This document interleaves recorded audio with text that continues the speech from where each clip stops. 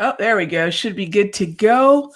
Welcome to another episode of Charts and Coffee. Let's get this microphone out of the way. All right.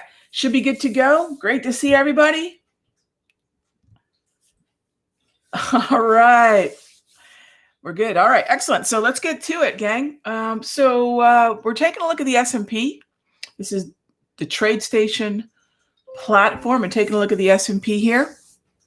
And look, gang, I think we have one more day. Yesterday, if you recall, I discussed the fact that we have a caution day. Now, what that means is I'm going to be aware of extreme volatility, not because we know it's going to happen, but because we know there's likely to be, as I said, shenanigans. And boy, did we ever see some shenanigans the last 48 hours. Definitely culminating with yesterday afternoon. You saw the way the market responded to that.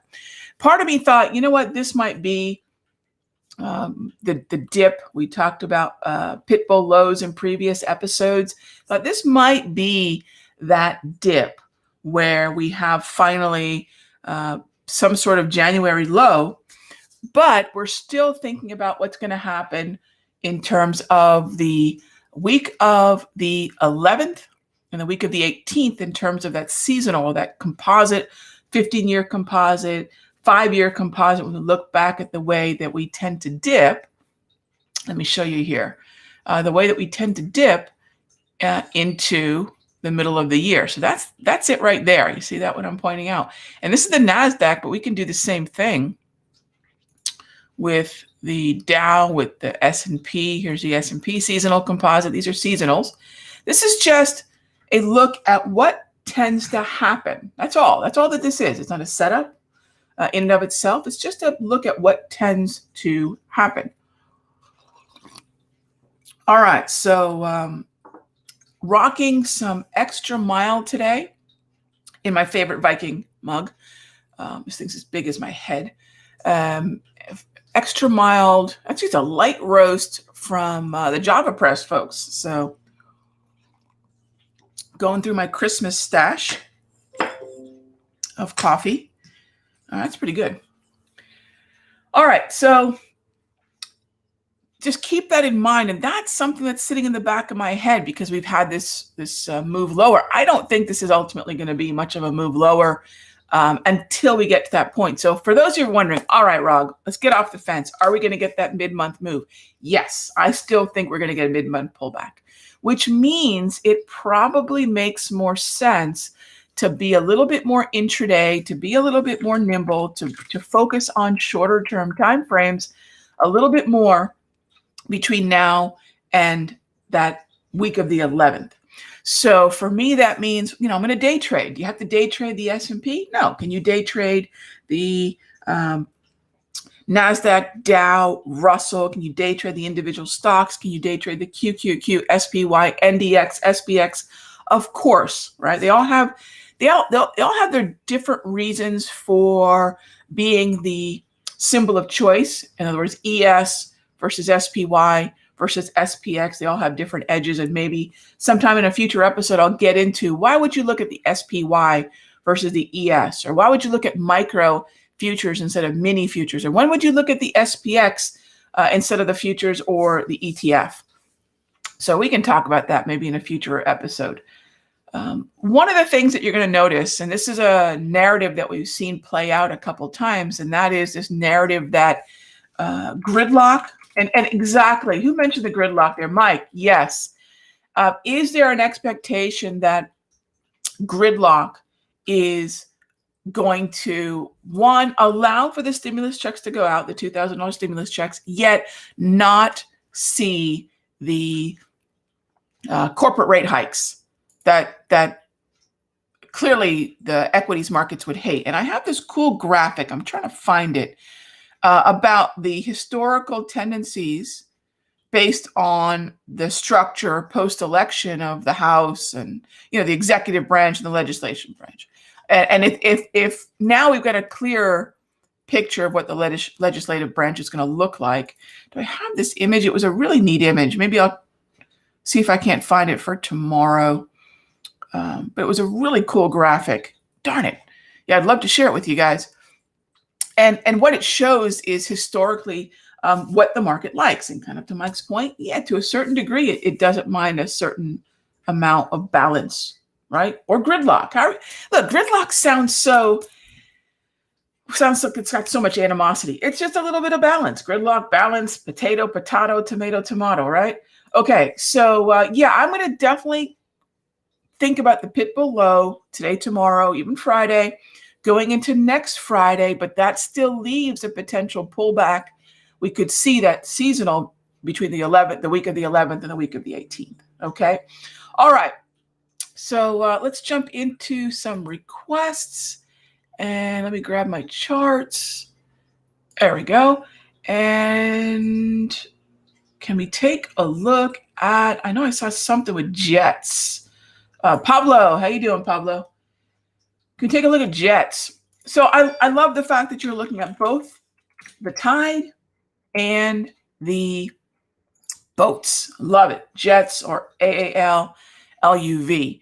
So what does that mean, tide and boats? And I'm trying to see if I have the replay. Here it is for you guys for yesterday's webinar, because we talked about this quite a bit. And here's the replay for yesternight. How come they don't say yesternight? Why is that? All right, there you go. There's the replay. I'll put it on the screen as well. And we talk about this concept of tide and boats. We talk about the concept of trying to take advantage of moves in the broader markets and balancing that out with individual moves that might be relative outperformers. All right, so in terms of Jets, do I like the trend in Jets? I can't say that I love it, right? It's definitely bullish, Pablo. It's definitely bullish. I don't want to be short. So let's always eliminate one side of the market from the trade. If you can't look at a market and say, I definitely want to be a buyer, or I definitely want to be a seller, leave that market alone. Now, we might have relative outperformance. You mentioned AAL. We have relative performance in AAL. We actually don't. AAL looks very much like Jets. And then we have Southwest. Take a look at that. Also a little shaky. There. So what I would say is you might want to do a deeper dive into Jets. And what do I mean by a deeper dive? What I mean is, take a look at some of the other names within that. And here, I'll show you how to do that right now. What I do. So I'm going to take a deeper dive into Jets. And then I'm going to look at the holdings. And then I'm going to say, well, what about DAL, UAL, right? So let's see here. I can look at DAL and do that same relative outperformance. No, UAL. Oh, ALK. ALK is a little bit more interesting, right? ALK might be a little bit more interesting. So think about relative outperformance within that ETF. All right. Next up is, hang on, I'm scrolling back up to the top of the questions. I try to be as first come, first serve as possible. FedEx, sure. FDX. All right. So FedEx, no, just no. Why? Well, what's our bigger picture with FedEx? Right, always keep that in mind. What's the exposure? What is FedEx hanging out with? If FedEx is a fish, what's the school it's swimming with? Well, I would think for me, the first market that comes to mind is the LYT. I probably like the IYT as a whole better than FedEx. XLI would be another place to look. Again, I probably like the XLI on the whole better than FedEx. And then that takes me to, well, if I'm looking at FedEx and I'm wondering, well, what else is this thing moving with? You know, do I have to trade FedEx? Is there an overriding reason why I'm interested in FedEx as opposed to, say, another heavily weighted stock within the IYT like Norfolk Southern, or which I actually like the structure of better, or in this case, Union Pacific, which I like even more than FedEx. KSU looks better than Norfolk Southern and Union Pacific. What about UPS? How's UPS looking? Not that good. Maybe a buy off the 161 area. All right. What about JB Hunt? Okay. JB Hunt, I wouldn't play too close to earnings, but you get the gist of what I'm looking at. Is there better structure? I would leave FedEx alone for now. Now, if there's a different reason, so let's talk about reasons here. Why are you playing what you're playing? Like, why are you trading the stocks that you're trading? And everyone has a different reason. There's no one why, gang. You just have to know your why, a la Simon Sinek. Who's read those books? Simon Sinek's Know Your Whys, Find Your Why. Yeah, know and find your why are very important in trading. So what's your why for the stock, right? And then what's the overriding why for the way you build your watch list? Find your why, know your why. I found my why. What is my why? Double green, high quality, path of least resistance to the upside, uptrends. That's the one that I know from my own trading, but even more so from observing thousands of traders. Most traders do very well trend following, swing trading, or momentum breakout trading, double green uptrends. Not scalping, not picking tops and bottoms, not playing chop. Most traders, and look, I'm going to assume most of us will fall into that category. Most traders do better in trends. Some do better in downtrends than uptrends, but most traders first do better in trends. Second, they do better in uptrends. What type of strategy works better in an uptrend? Buy the dip, retracements, momentum breakouts, waiting for the market to break resistance with a high volume confirmation. That works better. Darn near almost everything works better in an uptrend. So if I know that the path of least resistance is up, therefore my chances of having winning trades are greater in that environment, that's the environment that we focus on. That's my why. So find your why, and then keep pressing that advantage. All right, where's my little coaster? This one is too small. All right, let's see here. There we go. I have these cool, I love these things. These agate coasters. They're sliced, I guess there's some sort of sliced agate, but they come in all these cool colors. Yes, I like these rocks. I'm so into these rocks. All right. So that's a bigger picture conversation, but it's one that if you guys can really make your own, understand the environment that you do best in, then you're in great shape. Here's SE. Thank you for the question, Chai. Yeah, do we like SE? Yeah, I think generally speaking, the path of least resistance has been higher. But here's the thing. When you are taking advantage of the pullbacks, let me show you what I mean. When you are taking advantage of the pullbacks, what I mean is environments like, let's grab a nice little drawing tool like this, right? Like this, like this, like that, like that. Notice that a lot of these do a few things. One, they're going blue in the grab candles, right? So we get a blue grab candles. Well, that's a nice visual paint by numbers assist, right? The other thing you'll notice is we also get red. Red doesn't mean I short. It just means it's a more volatile pullback. And you can see we've had some red and some red. So that tells me when we do get pullbacks, they're deeper pullbacks. They're deeper pullbacks.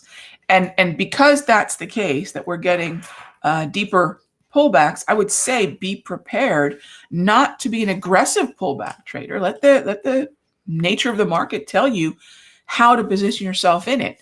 At what level of a pullback would be ideal. And so, yes, I would say you want to focus on those deeper pullbacks. Okay. All right. So I like SE. Yeah. Long and long only. That's pretty much and let me get a little timing down for you guys. Which days are we talking about specifically?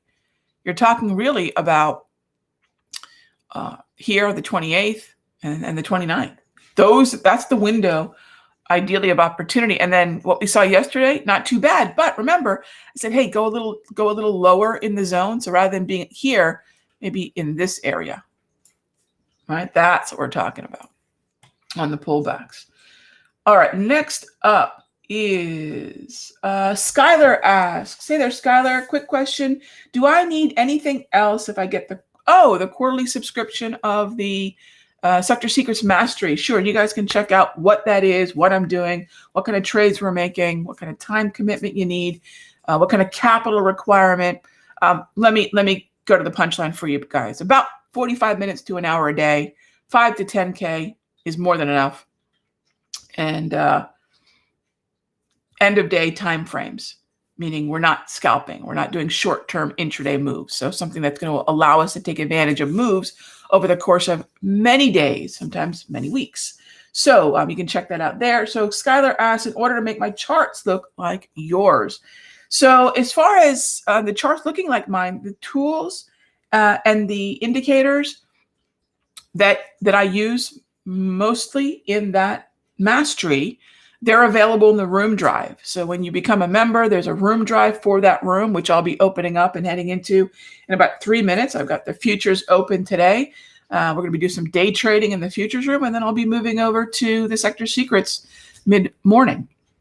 So yeah, it's all in that room drive. And I'm always adding things in the room drive. One thing that I've decided in late 2020 is I've been making a lot of my tools, and still do, free, but there are certain tools that need consistent updating, like my HPMRs. There are certain tools that need a little bit more explanation on the install and the support. So some of that stuff is going to be moved into the room drives for the futures room and for the Sector Secrets Mastery room. So if you're looking for some of those tools, that's where, if you're a member of Simpler, that's where to look for them, my friends. All right. Next up is, and thank you for the question. I'm stoked. We kind of launched that 2 months ago, and now we're officially launching it. We have about 150, 200 members right now, because it's just been sort of a soft launch. Really haven't announced it. And yesterday was the big announcement for the Sector Secrets. So pretty stoked about that. How do I scan for earnings 6 weeks out? Seems difficult. So what I do, Wilkin, cool question. So way back in the day, it's a funny little story that I'll tell you while I'm bringing this up. I had lunch in Chicago. I was doing different content for StockTwits. Some of you guys might be fans of StockTwits. And what the heck is my username and password? It doesn't remember. Anyway. So I'm at a table having lunch with James Altucher, Josh Brown, and Lee Drogen.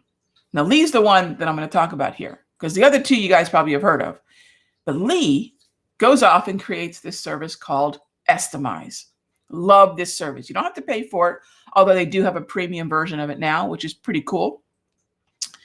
But what I do is I use this, and I don't know why it's not remembering my username and password. I'll deal with that later. But you can log in for free. You can just use one of your LinkedIn, Twitter, StockTwits. Maybe I use Twitter to log in. I can't remember. Anyway, you could actually. I guess I did not use Twitter. All right. So the thing to remember is once you log into this, and maybe you'll do this tomorrow because clearly I don't have this working right now. But once you get that, and the site is called Estimize, www.estimize.com. What Lee did is he started using the old force rank. In other words, And it's stuff to be a cool conversation for tomorrow, Wilkin. But go check out Estimize. That's the bottom line. And what it does is it imagine earnings expectations crowdsourced, almost like Kickstarter, right? Where you get a vast opinion and you get the best whisper number available, period. And it's free. I just do the free here, gang. I haven't signed up for the premium, which I might this year. But estimize.com. And then you can actually, what you'll find is you can follow the symbols you typically watch. I'm not scanning the universe for stocks. I'm following specific symbols. And then you can follow the symbols you watch, and they'll end up on the left margin as a calendar. And all I do is scroll out. It makes it very easy. So Wilkin, yeah, nudge me tomorrow because I'm just flat out of time. But nudge me tomorrow, and I'll be more than happy to do a little bit of a deep dive on Estimize and how I do that 642 ramp up and list into earnings. Okay. All right, gang. And just like that 20 minutes flies by. I'm going to head on over to the day job. I hope you guys have a great morning. Remember, it's one more caution day. Hopefully you guys heeded my warnings yesterday. We sure got a lot of volatility. Doesn't mean we can't trade. We just want to be a little bit more cautious about it. All right, gang. Have a great one. Be good to each other. And I will see you Monday.